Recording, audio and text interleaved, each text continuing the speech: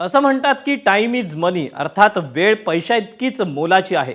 आपण नेहमी हे वाक्य ऐकत असतो, एकमेकांना ऐकवतही असतो. सध्याच्या धकाधकीच्या काळात काही वेळा आपल्यालाही काही ठिकाणी पोहोचायला थोडासा उशीर होतो. असाच उशीर एका ठिकाणी झाला आणि तिथे एका कलाकारानं अशी भूमिका घेतली की ज्याची चर्चा सोशल मीडियासह प्रसार माध्यमांमध्येही पाहायला मिळते. बघूया.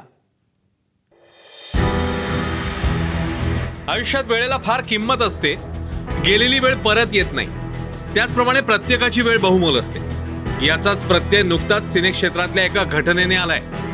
त्याचं झालं असं की नाना पाटेकर ओ रोमिओ सिनेमाच्या ट्रेलर लॉन्चसाठी 12च्या ठोक्याला म्हणजे वेळेवर पोहोचले.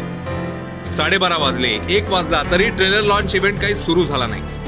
कारण काय, तर सिनेमातले सहकलाकार शाहिद कपूर आणि तृप्ती डिमरी पोहोचले नव्हते. हे दोघेही जवळच्याच थिएटरमध्ये पोस्टर लॉन्च मध्ये मग्न होते. त्यामुळे त्यांना ट्रेलर लॉन्चला पोहोचायला उशीर झाला. त्यापूर्वीच नाना पाटेकरांनी या कार्यक्रमातनं शांतपणे काढता पाय घेतला. ही बातमी जेव्हा सोशल मीडियावर वाऱ्यासारखी पसरली तेव्हा नाना पाटेकर यांच्या वक्तशीरपणाला चाहत्यांनी पाठिंबा दिलाय. फिल्म जगतातील दिग्गज कलाकारांच्या वेळेला योग्य तो मान द्यायला हवा. शिस्तीचं महत्व असणाऱ्या पिढीचे कलाकार म्हणून नाना पाटेकर ओळखले जातात. त्यांना असा 1.5 तास खोळंबा करायला लावणं हे अपमानास्पद आहे. ओ रोमिओ सिनेमाचे निर्माते विशाल भारद्वाज यांनीही यावर भाष्य केलंय. कार्यक्रमाला 1 तासाचा विलंब झाल्यानं नानांनी कार्यक्रम स्थळ सोडलं.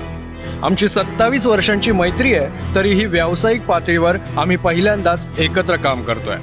नाना पाटेकर शिस्तप्रिय आणि वक्तशीर आहे. व्यावसायिक वृत्ती आणि वेळेचं नियोजन याचं महत्त्वही नानांनी अधोरेखित केलं. नाना पाटेकर त्यांच्या बिनधास्त आणि डॅशिंग स्वभावासाठी ओळखले जातात. या घटनेनंतर मात्र काहीही न बोलता त्यांनी बरंच काही सांगितलंय. आता यातून अन्य कलाकार बोध घेतील अशी अपेक्षा करूया.